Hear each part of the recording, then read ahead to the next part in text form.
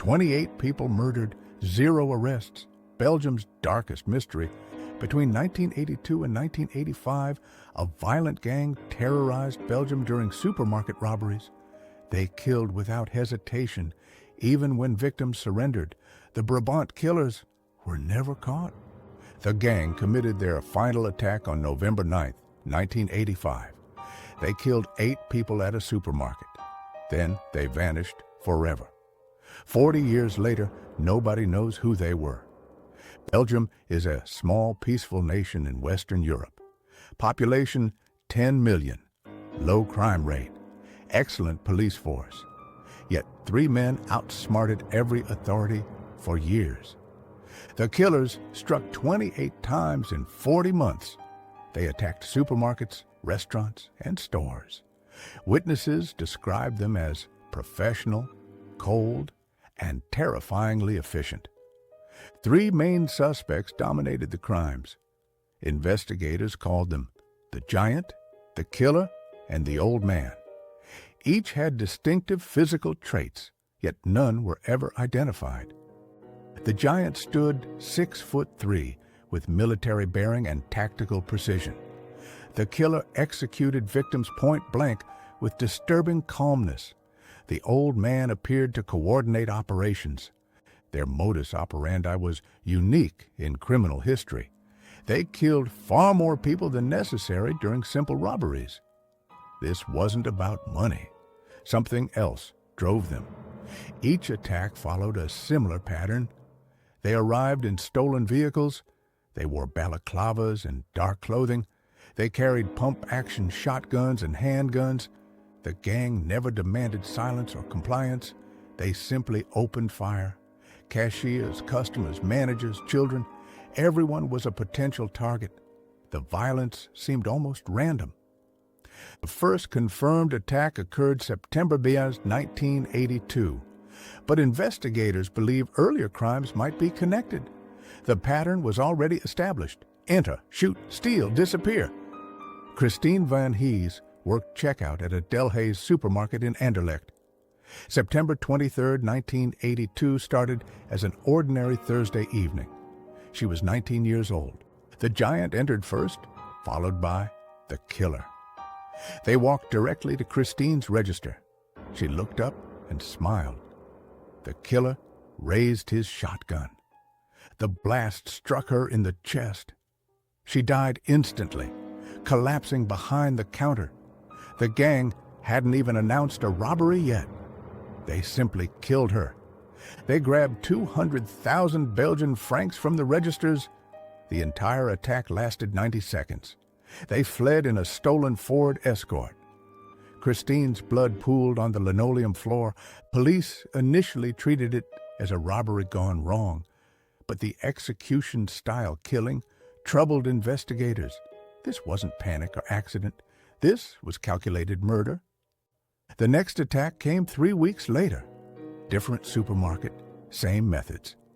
This time, they killed a store manager who tried to flee. The pattern was emerging. Throughout 1983, the attacks escalated in frequency and violence. The gang struck supermarkets across Belgium's Brabant region, hence the name, the Brabant Killers. They displayed military-level planning and execution. They knew store layouts, security systems, and escape routes. They operated with tactical precision. Many investigators suspected police or military training. The gang used stolen vehicles always abandoned within hours. They left minimal forensic evidence. No fingerprints, no DNA, no witnesses who saw them unmasked. Ballistics experts analyzed the weapons. All firearms were legal hunting weapons. All had been stolen in previous burglaries. The gang was covering their tracks meticulously. Eyewitnesses provided consistent descriptions. The Giant's unusual height made him memorable. The Killer's cold efficiency terrified survivors. But physical descriptions weren't enough. The attacks occurred primarily during evening hours when stores were busy. Maximum witnesses, maximum chaos, maximum terror. The gang seemed to enjoy the spectacle. They never spent long at crime scenes. Average attack duration, 2 to 3 minutes. They moved with practiced efficiency. Then they vanished into Belgium's network of small roads. Police established a massive task force. Hundreds of officers worked the case. They interviewed thousands of witnesses. They pursued hundreds of leads. All hit dead ends. The gang's motivations baffled investigators. They stole relatively small amounts considering the risks. Most robberies netted under 500,000 francs. The violence seemed disproportionate. Some attacks resulted in 0 deaths. Others became massacres. The pattern appeared random, but careful analysis suggested something more sinister. The September 1983 attack on a weapons store yielded their biggest haul. They stole weapons and ammunition. Police realized the gang was building an arsenal. The implications were terrifying. On November 3, 1983, they attacked a Del Hayes in Temse. They killed 3 people, including a store manager. Witnesses described the killer laughing while firing. The cruelty was escalating.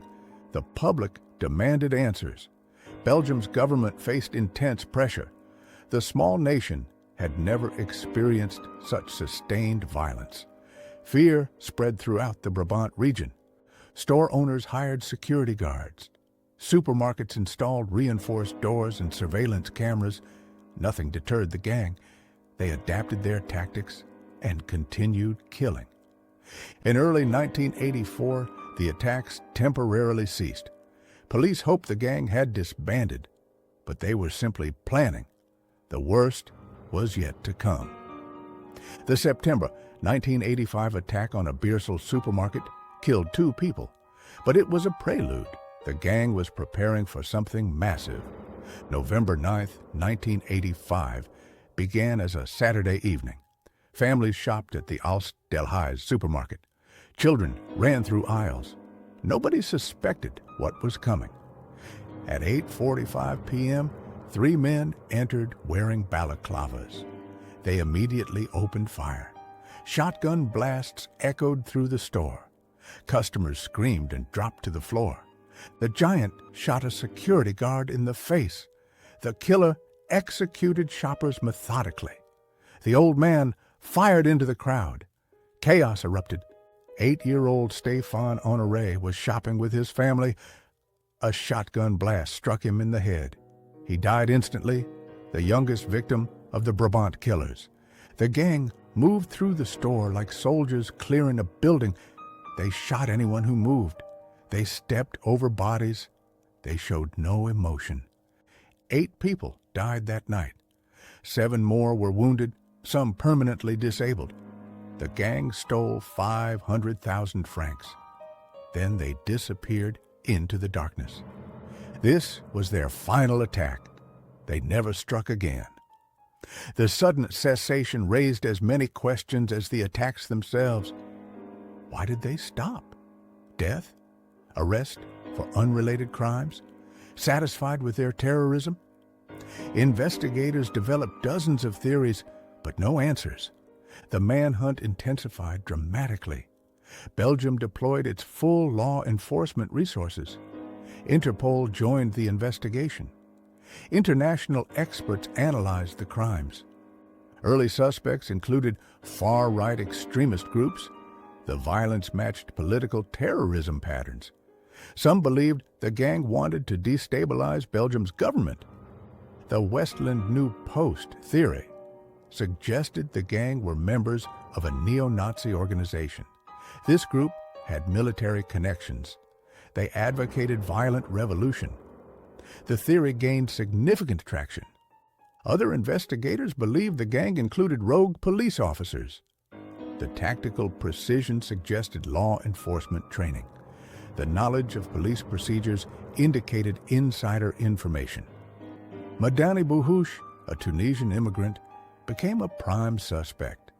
Police arrested and tortured him for information he confessed under duress. Later, evidence proved his innocence completely. The Bouhouche case exposed deep problems in the investigation. Police desperation led to brutal tactics. Innocent people were destroyed. The real killers remained free. Forensic evidence proved frustratingly limited. The gang's precautions worked. Minimal DNA, no clear fingerprints. Ballistics matched stolen weapons, but provided no suspect links. Witness testimony varied wildly. Traumatized people provided conflicting descriptions. The balaclavas obscured faces. Height estimates ranged dramatically. Creating reliable composites proved impossible. Several investigators died under suspicious circumstances. Some were suicides. Others were accidents. Conspiracy theories flourished. Were the killers eliminating threats? Key evidence disappeared from police storage. Files went missing. Ballistic samples were lost. Whether incompetence or sabotage, the investigation suffered tremendously. The theory of a stay-behind network gained credibility. During the Cold War, NATO established secret paramilitary groups. These Gladio units prepared for Soviet invasion. Some believed the Brabant Killers were rogue Gladio members. Their military training explained the precision. Their mysterious protection explained the failures. But proof remained elusive. Belgium's government denied any Gladio connection. Official investigations found no evidence, but documents remained classified. Suspicions persisted for decades. A 2018 breakthrough identified potential suspects. Former police officers Christian Bonkovsky and Madani Bohush were cleared. Christian Bonkovsky became a person of interest. DNA analysis on old evidence provided new leads. Advanced forensic techniques found biological material. But the suspects were dead. Confirmation became impossible. In 2021, investigators announced they had identified the giant. He was a deceased Belgian man with paramilitary training, but legal restrictions prevented naming him publicly. The killer and the old man remain unidentified. If alive, they would be elderly. Most investigators believe all gang members are deceased. The case officially remains open. Belgium's statute of limitations doesn't apply to murder. Justice can still theoretically be served, but hope fades yearly. Victims' families continue demanding answers. Support groups formed for survivors. The trauma echoes through generations. Children lost parents. Parents lost children. Belgium commemorates the victims every November 9th. Memorial services honor the 28 dead. The nation refuses to forget its darkest chapter. Modern investigators use artificial intelligence and advanced forensics. They re-examine every piece of evidence. DNA databases expand. Hope remains, however faint. The most likely theory suggests a combination of factors. Rogue security personnel with far-right ideology. Protection from corrupt officials.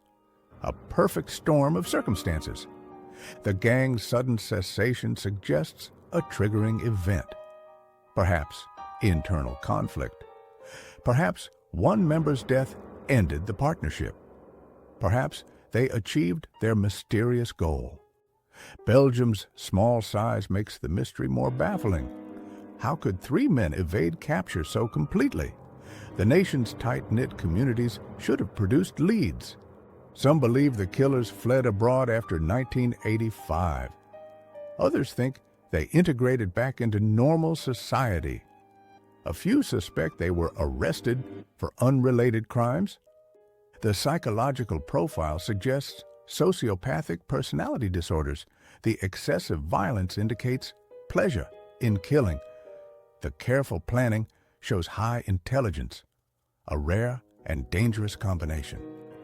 28 families never received closure. Christine von Heese's mother died without knowing who killed her daughter. Stéphane Honoré's parents aged without justice. The Brabant Killers changed Belgium forever. Security protocols evolved. Police procedures improved, but the scars remain. A nation still seeking answers. Investigators continue receiving tips. Anonymous letters arrive. Deathbed confessions surface. Each lead is pursued. Most prove worthless. The search continues. The case represents law enforcement's greatest failure in Belgian history. Despite unlimited resources and political pressure, the system failed. The killers won. But DNA never lies. Evidence never expires. Justice delayed isn't justice denied. Somewhere in Belgium's archives, the final piece of evidence waits. 40 years later, 3 men remain shadows. The giant, the killer, the old man. 28 victims demand their names. Belgium still searches for truth.